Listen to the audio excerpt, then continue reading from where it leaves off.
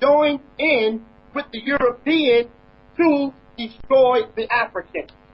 And so when you realize, you say, wait a minute, I am an African, that automatically puts you at war. You are in danger the moment you realize you are an African. But whether you realize you're an African or not, you're still at war and you're still in danger. So I hope that gives some clarification. Yeah. Yeah. I mean, that provides very good clarification. What I want you to expand on, because I was actually enjoying that. I thought you would have carried on. Please continue with that in that breakdown in terms of the information you were just giving in terms of an African, who's an African, and because a lot of people, they tend to, as I said, this shows this in the Caribbean. A lot of people in the Caribbean, they will say, oh, I'm Jamaican. A lot of people in the United States, where you are, they will say, oh, I'm American, you know, or Afro-American, some of them, but some of them will just say, I'm American. Then you have people in Africa themselves saying, oh, they're Nigerian or Ghanaian, and everyone is breaking up into subgroups rather than recognizing that they're all of one family. So can you break it down from your perspective, your experience with that, and why do you say we all need to stand up and say we're African and become right. Yeah, absolutely. The planet Earth is under a spell. I want everybody to understand we are under a spell. This is serious. Now you look at and you hear me say that word spell and you're thinking of something spooky. No. What has happened is, from them outlawing you for being an authentic African, and from them separating most of us, most of the Africans in the diaspora, separating us from our language. When we got separated from our language, we lost the ability of the spelling of our own language. So now we're under spelling of different languages. That puts us in a spell. Because when you connect with your authentic African language, it resonates in your DNA. The spirits of Africa, the deities of Africa, the ancestors of Africa are in the very language of Africa. And it is also within your biological chemical composition. And so when you resonate with I am an African, when you resonate with the language of African, you begin to resonate with the deity of and the spirit of your of Mother Continent Africa. The same spirit that got us through the Middle Passage, coming along the Atlantic Ocean, and in the various of different geological locations in which we find ourselves, whether we find ourselves in Europe, China, Asia, Central America, South America, North America. This devilish beast has put the planet under a spell. And so in those different areas of where you are at, there is a dark cloud above your head. So they are keeping you blind to yourself. When you say that I am an African, the light bulb will turn on. That will be the beginning of your revolution. The moment you start saying I am an African, because the moment you start saying I'm an African, you'll begin to resonate your ancestral memory. Listen, your ancestors are not somewhere in some spooky stratosphere. No, they are swimming around in your DNA. They exist inside of you. And the moment you begin to say, I am an African, it is a chant. It's the same as if you sit down and you meditate and you say, you are chanting and getting in tune with those Africans that are within you. You understand me? So this is all. Because the educational system in all of the different places have tried to write, not tried, they have written us out of the history book and the her story book. So now, the fact that the education has written us out of the history book, the moment when you say I'm an African, you begin your war right at that moment. And always remember, this is revolution because it means a drastic change. Because if I'm in America and my name is John Doe, and I change my name to Tahuti, that is drastic. Because most of my friends, my family, my neighbors, the institutions in the society, they just start looking at me like, your name is what? Tahuti. You understand what I'm saying to you? Can you give me one moment? I need just 1 second. I'll be right back. Fully understand. You're listening to the Breaking the Spell show. You know, we have a brother live from the States on the Skype link up, video link up, and you're hearing the audio. You know, it's a beautiful sight seeing the brother in the background in his full military attire. He classifies himself as a revolutionary. And as he says, as an African, we're all revolutionaries. And it's about learning about thyself. You know, the brother is breaking it down to say what this old principle is about, that we're this earth, this planet is under a spell. And the spell was induced when they took our language away from us. The ability to spell, or the spelling of our own language, and to speak our own tongue, to reverberate with those tones, and resonate with our ancestors within our own DNA. You know, so this is what he's breaking down and he's explaining. You know, it's the Breaking the Spell show. And it's the positive vibes. We're going to take calls in the second half of the interview. We're not going to take any calls or any questions in the first half. But you can text your messages in, or you can call in with your questions straight away. The landline is 0208 904 5692. I'll give that again, 0208 904 5692. If you want to call in with your questions, and so that so that you can definitely get them in. The text line is 07950 787 581. I'll give that again, 07950 787 581.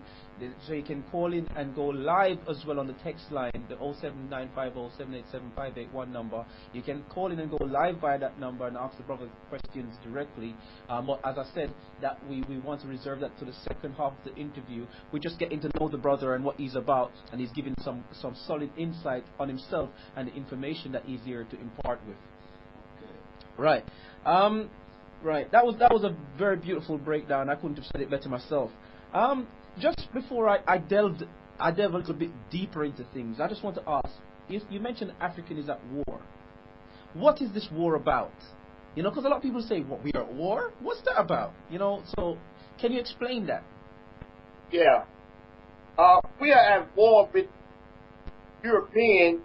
This is not only a physical war, but it's a spiritual war.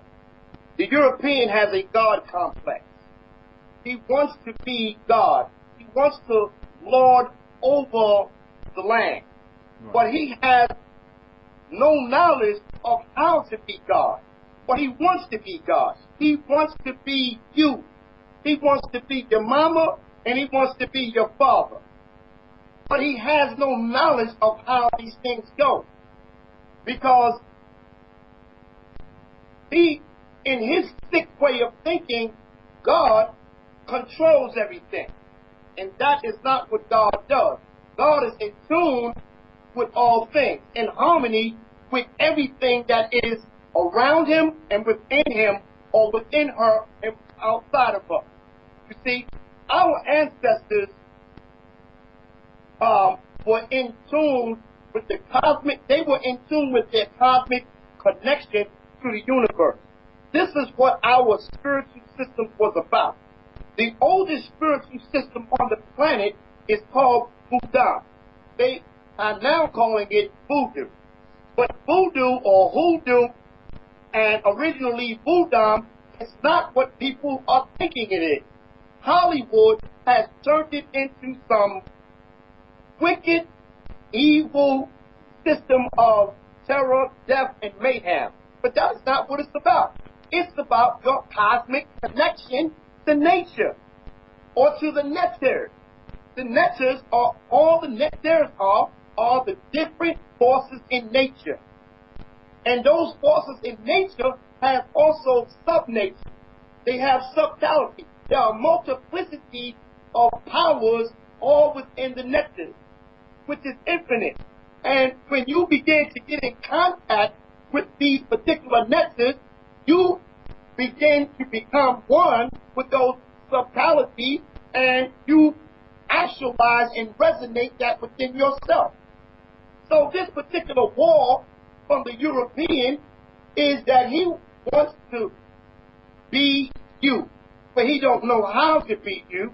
And so in his sick way of doing things, he is destroying Mother Earth. He's destroying the universe.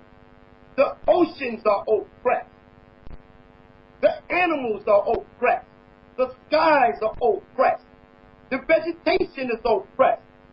All of the people on Mother Earth are oppressed, no matter if they're black, white, or candy striped.